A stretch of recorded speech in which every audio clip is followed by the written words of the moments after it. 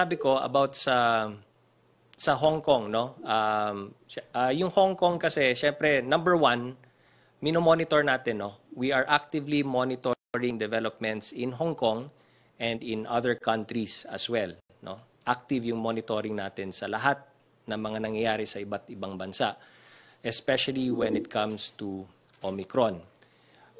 And the reason why hindi natin na red list ang Hong Kong at yung iba pa mga countries na hindi natin na red list is, again, yung pinaka-consideration natin for red listing countries is yung detection of a local case ng Omicron in those countries.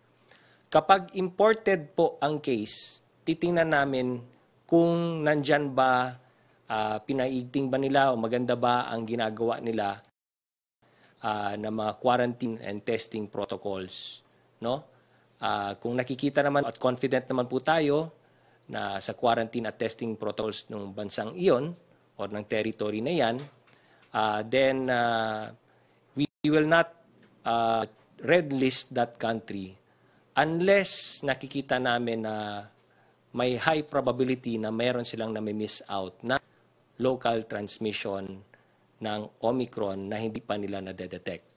So, yan po yung aming tinitingnan. And that's the reason why ang Hong Kong ay wala pa po sa red list. But again, we are actively monitoring any and all developments happening in all countries, territories, and jurisdictions around the world.